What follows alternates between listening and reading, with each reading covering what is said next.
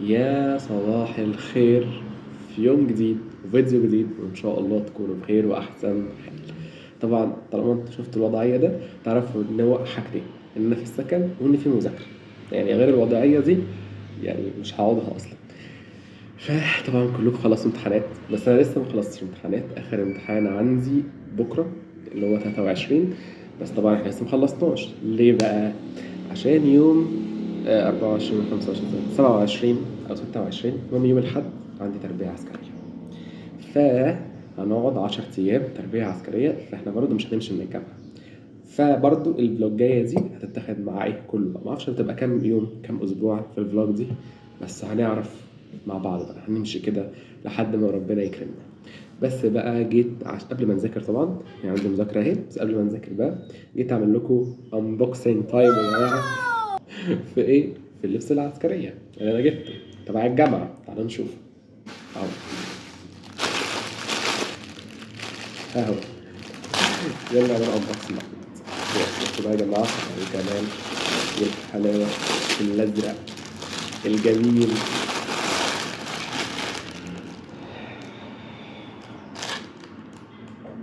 انتوا شايفينه ولا مش شايفينه؟ بصوا يا جماعة، بصوا الحلاوة، بصوا الجمال، بصوا اللون، يفتح النفس كده. طبعا ومعاه هذا الكاب، مش هنحط كده على بعض ازاي، بس ليه بقى؟ عشان انا حرقت طريقتي. انا حاطط الكاب عشان شعري عامل كده. بصوا زي ما قلت لكم على الانستجرام، حاسس ان هو الطاقية اكبر من وشي، الطاقية بجد اكبر من وشي، هتغرق كده. بس هتنفع، بس دي بقى معرفش هتشتغل ولا ايه. فبصوا بقى يا جماعة، طبعا اكسكلوسيف طبعا ليكم، انت كده كده ايه هلبسه معاكم في اليوم 27، لان انا برضو الفلوجات مستمرة. فده الطقم بتاع العسكرية. المفروض ننزل من الساعة 7:30.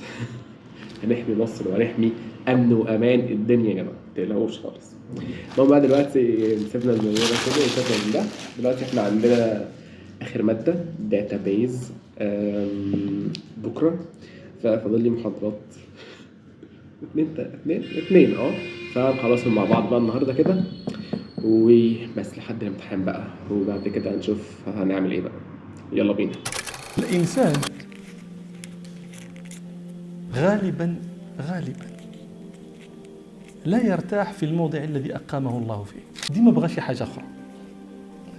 واحد يقول يصف هذا الوضع من الناس، يقول: صغير يشتهي الكبر، وشيخ ود لو صغر، وخال يشتهي عملا، وذو عمل به ضجر، ورب المال في تعب، وفي تعب من افتقر، فهل حاروا مع الأقدار أم هم حيروا القدر. هكذا دير الناس، ولكن السعيد هو الذي يقنعه الله ويرضيه بما هو فيه. كده مهمة جدا جدا كنت عايز أقولها لكم. يعني افتكرتها وأنا بذاكر كده.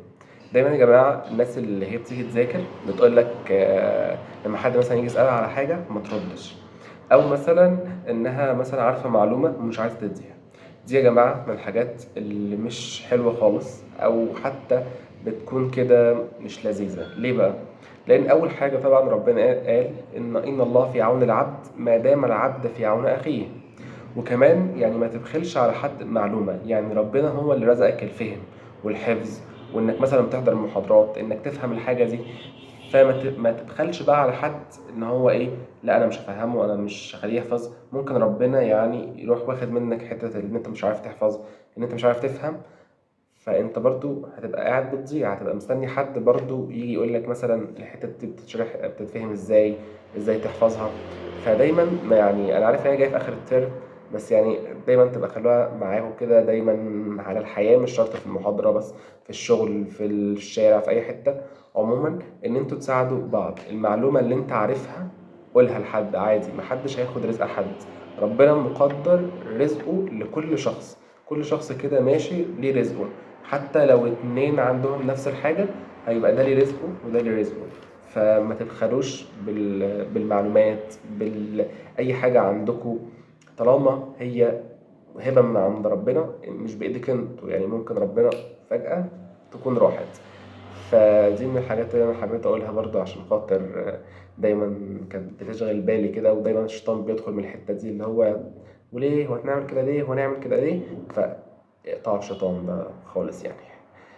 وبس كده خلصنا النهاردة، إن شاء الله نصحى بكرة بقى على الامتحان، وادعوا لي إن الامتحان يبقى كويس إن شاء الله بإذن الله. بس آخر يوم للمذاكرة فالحمد لله خلصنا وجهزنا، فيلا بقى تعالى اوريكم الطقم كله كده، طقم اخر يوم عامل ازاي.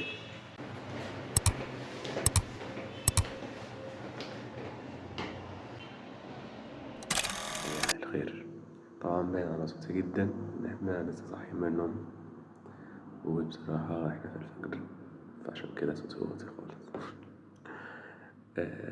كنت عايز اقول لكم النهارده اليوم التاني، النهارده يوم السبت.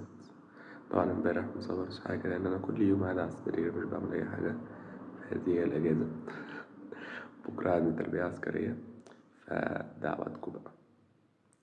فحاليا بقى عايز أعمل حاجتين، إن أنا أقرأ قرآن، وإن أنا أكتب شوية كده في شوية تخطيطات كده على اليوتيوب والإنستجرام، محتوى كتير في دماغي فعايز أكتبه وبس.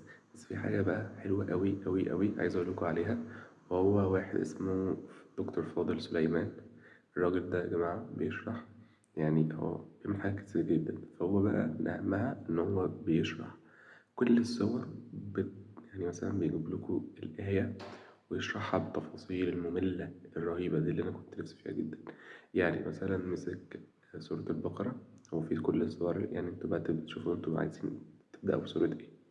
مثلا خدت سورة البقرة أول حلقة، أو اسمها أول فيديو، شرح ألف لام ميم في ربع تلت ساعة. فمتخيلين الموضوع؟ يعني تحفة بصراحة. أنا حاليا بسمعه، فأنصحكم بيه وبشدة، يعني بصراحة عجبني جدا جدا جدا. فما تنسوش تسمعوا وتقولوا لو انتوا بتسمعوا أصلا، قولوا لي في الكومنتس برضه. فيلا بينا.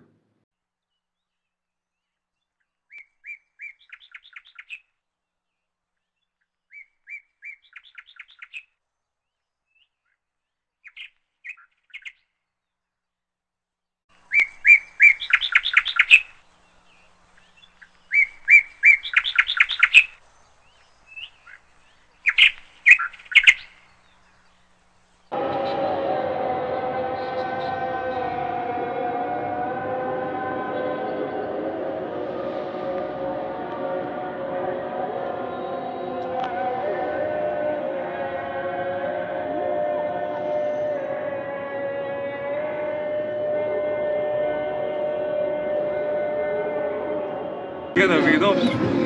ايوه كده بيدق. حط معلقه يا ريس، حط معلقه. كفايه يا ريس، كفايه يا ريس. معلقه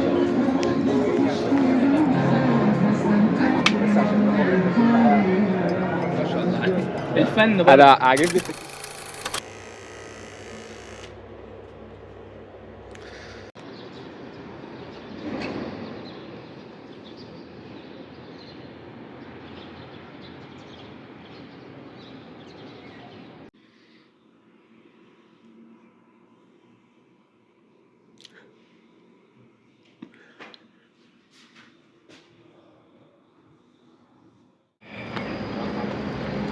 رايحين نحمي مصر. ناموا انتوا يا جماعة، لا تقلقوا، احنا هنحميها.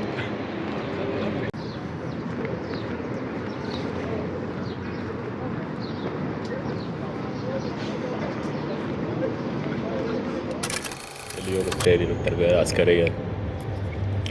عايز اقول خبر مش سعيد، ان انا جالي برد، معرفش ايه السبب والله، بس الحمد لله بقى يعني. فاليوم التاني نفس اليوم بتاع امبارح، وهنمشي بهذا الروتين وبس لحد ما ربنا يفرجها بقى.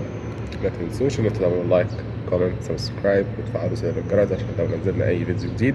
ما تنسوش تتابعوني على الانستجرام. وبس كده، ودي كانت فلوجة الاسبوع. اشوفكم في الفلوج الجاي او في الفيديو الجاي. باي باي.